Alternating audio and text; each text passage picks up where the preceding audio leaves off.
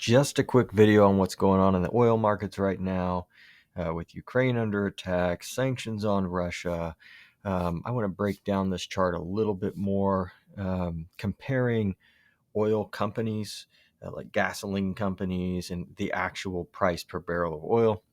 So what I have on the screen here is XLE, which is the blue line. This is basically an index of companies like Chevron, places like this. Um, what I like about this is there is dividends that you get, right? So I think that helps over just buying a commodity and trying to hold on to it and playing in the futures market and things like this. So I actually hold XLE, and of course we happen to buy it at a really great price. We were looking at these bottoms in different points in time, and we bought somewhere right around here on the XLE. But you can see how it tracks the oil market, although in these peaks, oil will outperform, like the actual commodity usually outperforms the company because the company has to sit here and sell the gasoline to be able to, you know, make up the difference between the actual price. So they continue to rise, but then oil comes crashing through the floor. So typically, the company's not going to end up being able to make the earnings on that before you see the actual commodity itself collapse. So there is a play by owning the actual oil, kind of like owning the actual gold instead of the mining company, right?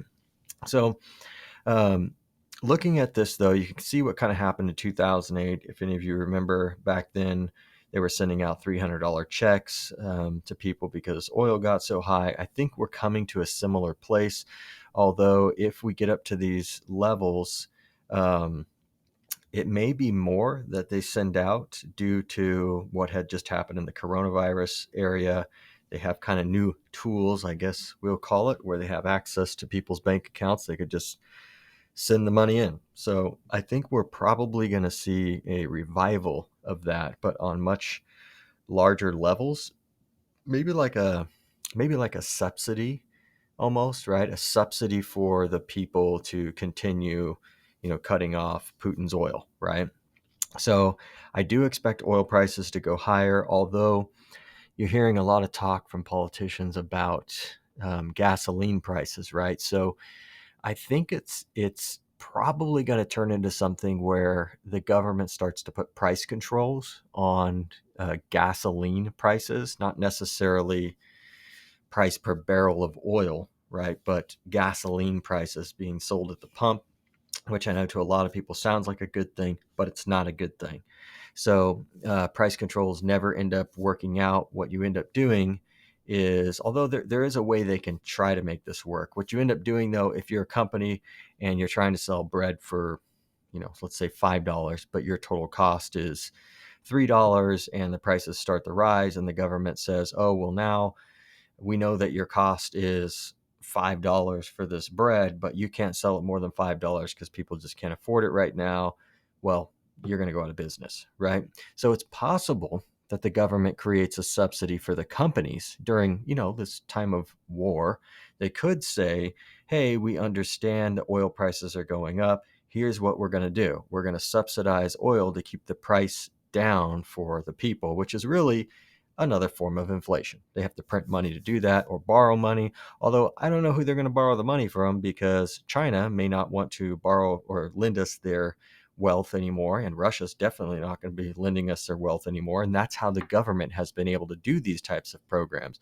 So we're going to be left with what? Just the Federal Reserve buying these treasuries, right? That's pure inflation. That's the expansion of the money supply. But looking at this chart right here, now, again, before when I made this post, I was expecting this to happen at some point, just not due to a war. I thought this would take a little bit longer, but this was kind of my sell zone for oil where I thought, well, I would start taking some money off the table depending on what's happening. Well, now this war is happening. So we just blew right into my sell zone, going right through it. My red line was what I expected a potential top to be, which was, I think, at 150. Let me get rid of that for a second here. Let's get rid of percentage. Should be right around. Yeah, it is 150. We may go way higher than that, but me personally, I would be selling at some point this is a different time. It's not like this here, right? Where we had an economic issue that was creating this problem starting back in 2007, right? You had this economic problem. Now we have an economic and a war problem, right? So this is going to be very hard to play out. There's no real fundamental, well, I guess there's fundamental, but it's hard to do a technical analysis on something like this, right? But I'm going to be watching for oil to continue to rise at a very, very quick pace over the next couple weeks. And I would probably be selling XLE, um, just because I think the government is going to do price controls of some sort. Again, they may come out and basically bail out these oil companies by, you know, again, issuing some sort of subsidy, and I may be buying back at that point because that's just going to make the price of the company go higher and higher. And there's a great dividend. But if you adjust this for dividends, let's zoom out a little bit here. Let's go to percentage too.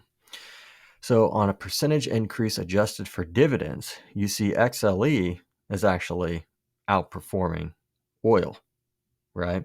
This is why dividends are important. You want to invest in something that has cash flow, that has something real like oil. Everybody's using it for everything. All the plastic that you buy, unless it's recycled, um, tires, gas for your car, diesel engines, whatever. So this is why I like to do the XLE play. But turning that off and just going back to this again, I think oil will climb very quickly. It's hard to say when that's going to stop, but I think the government's going to step in when we start to break these new highs. We'll see if they come into the oil industry or like subsidizing kind of the price per barrel side of this, because there's this political war going on right now where they don't want to open this pipeline. There's elections coming, but they may do that as a strategy for elections, saying, hey, see, we're not so bad. We understand the crisis we're in. I know Elon Musk was just out talking about, hey, we need to pump more oil. This is just what we have to do at this time. So we'll see. This is kind of a weird situation with Russia and what's going on right now. We have no idea really what's going to happen with this, but of course we're playing the market, trying to protect what we have, or what you have left, depending on what stocks you were in, right? Of course, we hope this whole crisis in Ukraine ends, but you just don't know in these types of situations. So um, I'm going to be selling my XLE when we get into a pretty fair price range. I expected 135 over a longer term, but I may be selling a little bit earlier. I'm going to be watching these old highs here. I want to see us break some of that, and I'll probably be taking pieces off the table, like 10% here, 10% there, 10% there, and wait for a big sell-off. And again, that may come just from an announcement from government. Let's just go find XLE by itself here. So we look at my old chart. So I think we may see the government come out and make an announcement like that, where maybe we break this 100 mark on the XLE. I'm going to be selling a little bit along the way up to this 135, um, just because it's just a little bit different of a time right now. I think we'll reach this 100 potentially relatively quickly, but if they make an announcement that they're going to crush gas prices with some sort of subsidy, who's the subsidy going to? The people? Or is it going to these gas companies? Where is it going, right? That's going to determine how I'm going to invest. And you can see here, this is the relative strength index. We could see that it's, bouncing off this kind of mid-range in between here. I think we're going to see that for a while because you're just in some wild times right now.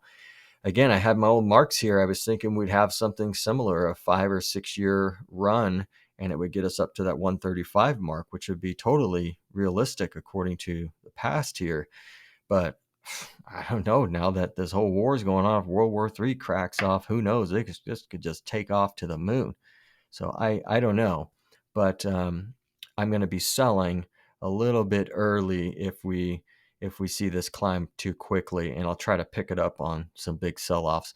But anyway, I'm on TradingView recording this, so I cannot say certain things about social media. They will shut the video down, but this will end up other places. Other people might be sharing it, so make sure you like and subscribe.